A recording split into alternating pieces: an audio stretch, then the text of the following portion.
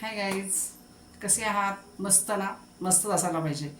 तर गाईज, आता वैशालीज किचनमध्ये तुमचं सगळ्यांचं स्वागत आहे. आज आपण एक नवीन रेसिपी बरोबर तुमच्याबरोबर भेटतोय. हिरव्या मुगाचे पौष्टिक आणि हेल्दी लाडू, जे की आपल्या शरीरासाठी खूप चांगले असतात आणि पौष्टिक असतात. हिवाळ्यामध्ये आपण बघतोच की आपण मुलांसाठी वेगवेगळ्या पद्धतीचे लाडू करत असतो. कुणी डिंकाचे लाडू करतं, कुणी मेथीचे लाडू करतात. तर आपण आज हिरव्या मुगाचे लाडू बघतोय. तर बघूया आपण. या, तुम्हाला दाखवते मी माझ्या पद्धतीची कशी रेसिपी आहे ती. तर गाईज, बघू शकता आपण आज हिरव्या मुगाचे लाडू करतोय. तर इथे मी फुलपत्र आणि 2 फुलपत्रामधून हिरवे मूग घेतलेले आहेत. ते आपण भाजून घेऊया. रंग न बदलता आपल्याला त्याला भाजायचं आहे. भाजताना त्याला सतत हलवत राहायचं आहे.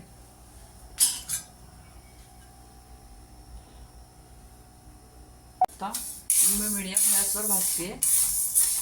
रंग न बदलू देता, म्हणजे रंग अजिबात बदलू द्यायचा नाहीये त्याचा. कारण रंग जर बदलला तर लाडूला रंगसुद्धा असा काळपट येतो. फक्त ते भाजून घ्यायचे. आपल्याला भाजायला अगदी फार फार 10 ते 12 मिनटं लागणार आहे. जास्त वेळ लागत नाही.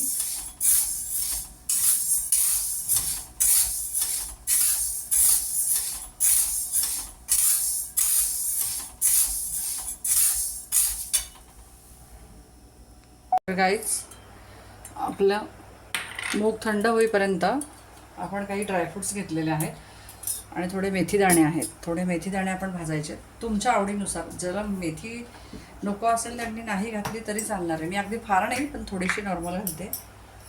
इथे बघू शकता मी एवढी मेथी दाणे घेतलेले आहेत, तेवढे घालणार, जास्त नाही घालणार आहे मी. ती मी कोरडीच भाजून घेते.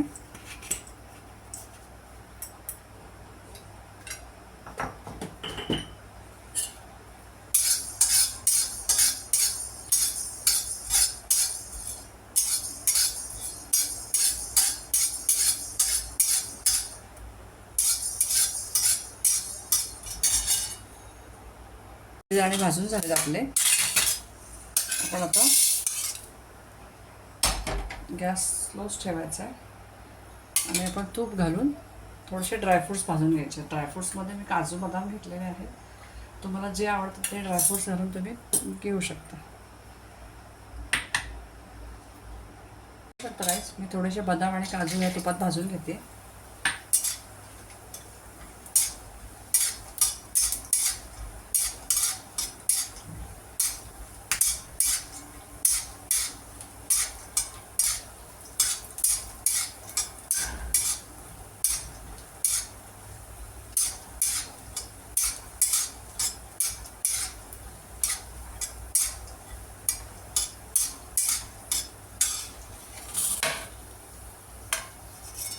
राईस बघू शकता, मी हे काढून घेते प्लेटमध्ये. आणि मी आता थोडंसं अजून त्याच्यामध्ये तूप वाढवते आणि आपण डिंक तळून घेऊया.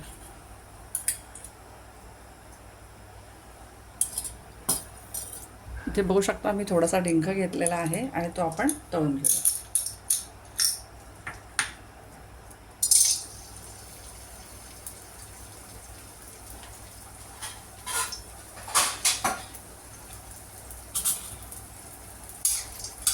थोडा थोडा करून तळून घ्यायचा. एकदम सगळा नाही टाकायचा, कारण नाहीतर मग तो फुलत नाही.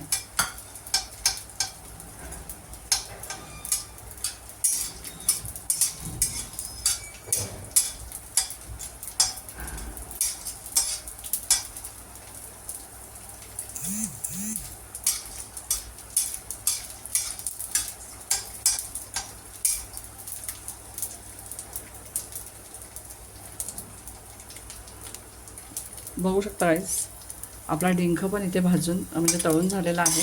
तो मी आता काढून घेते.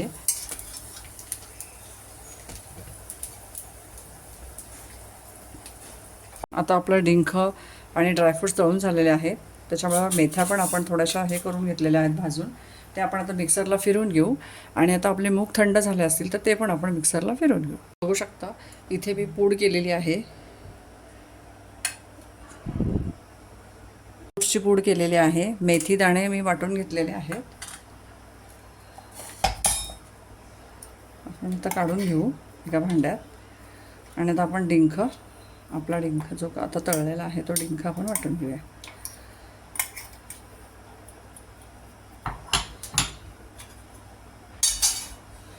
हे बघू शकता गाईस, हा डिंक आहे. आता हा मिक्सरला फिरवून घेते. आपला डिंकसुद्धा आपण बारीक करून घेतलेला आहे. आता आपण मूग बारीक करून घेऊया. मूग थंड झालेले आहेत. आता मी यांना मिक्सरला थोडे थोडे करून फिरवून घ्यायचे. 2-3 बॅचमध्ये फिरवले तरी चालेल. मी असं रवाळच दळून घेतलेलं आहे. हे थोडंसं रवाळच ठेवलेलं आहे. तुम्हाला जर जास्त करायचे असतील लाडू प्रमाणामध्ये तर तुम्ही गिरणीत दळून आणलं तरी चालेल. आता पुढची बॅच मी दळून घेते. अशा पद्धतीचं आपलं पीठ झालेलं आहे. आता आपण हे तुपावरती भाजून घेऊया. आपण कढईमध्ये थोडं तूप घालूया. 2 ते 3 चमचे तूप घालूया. जेवढे याच फुलपत्राच्या अंदाजाने मी 2 फुलपत्र हिरवे मूग घेतले होते, तेवढेच मी त्याच्याच अंदाजाने आपण तूप घेतलेले. आता मी हे 2 ते 3 चमचे तूप घालते आणि त्यात आपण थोडं थोडं करून पीठ भाजून घेऊया.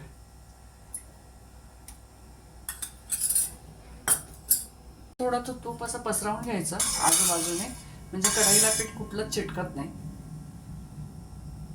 आणि हे तूप थोडं गरम झालं की आपण पीठ भाजायला घेऊया मीडियम गॅसवर.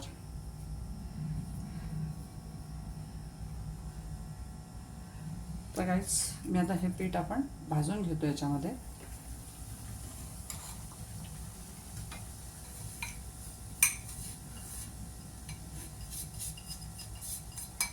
बघू शकता मी सगळंच पीठ याच्यामध्ये टाकलेलं आहे. आणि आपण एक थोडा वेळ मीडियम गॅसवर ते भाजून घेतोय.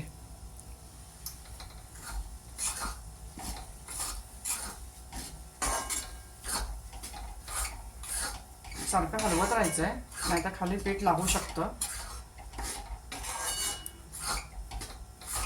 आणि ह्याला खूप खमंग भाजायचं आहे, त्याच्यामुळे लाडूला चव आणि टेक्स्चर सुद्धा खूप सुंदर येतं.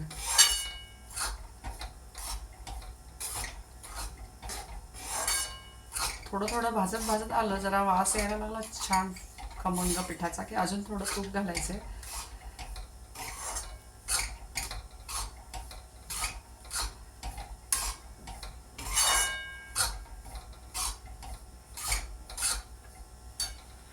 तर गाईस, मी अजून थोडं तूप घालते. आधी मी 2 चमचे घातलं होतं, अजून मी 2 चमचे घालते आणि त्याच्यावर मी भाजून घेते आता पीठ.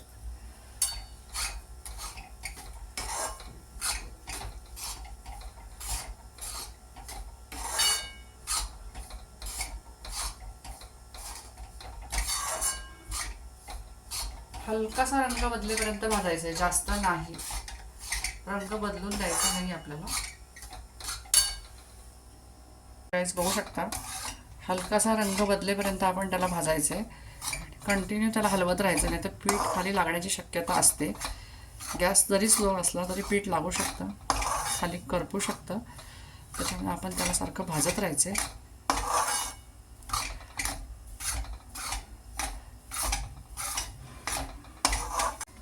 तर गाईस, बघू शकता, आता आपलं पीठ भाजत आलेलं आहे, पूर्ण भाजून झालेलं आहे. आता 1-2 मिनटात मी गॅस बंद करणार आहे. रंग बदलून देता आपल्याला पीठ भाजून घ्यायचं आहे. गॅस बंद करते. आणि अजूनही कढई गरम आहे, त्यामुळे त्याला सतत 2-1 मिनटं हलवत राहावं लागणार आहे आपल्याला, नाहीतर खाली मिश्रण आपलं पिठाचं करपू शकतं. म्हणून त्याला थोडंसं कढई गरम आहे तोवर त्याला हलवत राहायचं. थंड केलं की मग पुढची प्रोसेस दाखवते तुम्हाला.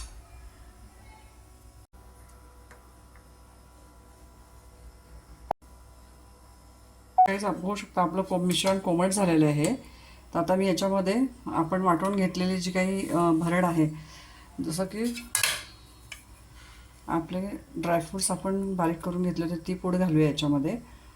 त्याच्यानंतर आपण डिंक बारीक केला होता ते घालूया.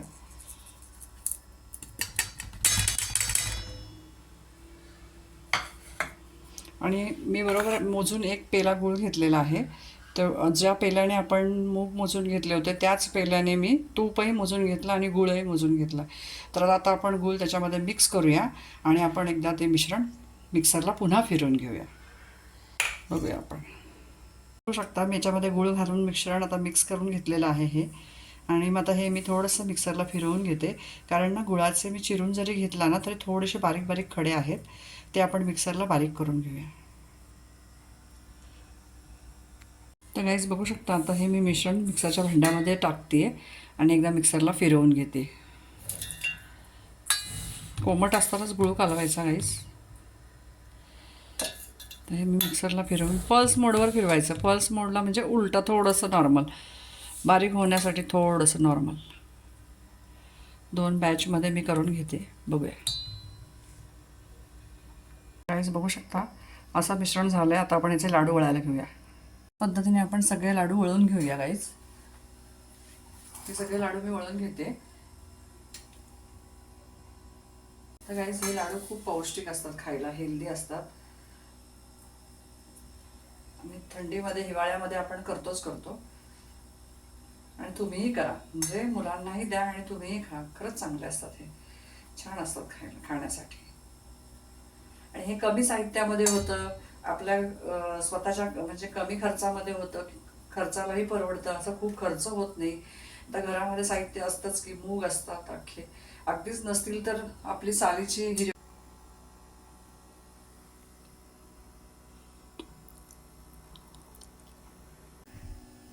तर गाईज आपले मुगाचे लाडू बनवून तयार झालेले आहेत. हेल्दी, कमी खर्चामध्ये, आपल्या घरातल्याच साहित्यामध्ये बनवून रेडी झालेले आहेत. तुम्ही बघू शकता, खूप सुंदर लाडू झालेले आहेत. तुम्ही पण येणाऱ्या पावसाळ्यामध्ये, हिवाळ्यामध्ये ही रेसिपी घरी करून बघा. मुलांनाही द्या, तुम्हीही खा. आणि कशी वाटली मला माझ्या लाडूची रेसिपी, तर मला नक्की कमेंट करून सांगा. लाईक करा, शेअर करा आणि हो, चॅनलला सबस्क्राईब करायला विसरू नका बरं का. आता आपण तुम्हाला मी एक लाडू फोडून दाखवते, बघा. तुम्ही बघू शकता, छान गाईज बघू शकता, आपला लाडू किती सुंदर झालेला आहे. तर तुम्ही करून बघा ही रेसिपी आणि नक्की मला कमेंट करून सांगा. त्याचं टेक्स्चर सुद्धा खूप सुंदर आलेलं आहे. तर भेटू आपण नेक्स्ट व्लॉगमध्ये. सबस्क्राईब करायला विसरू नका बरं का चॅनलला.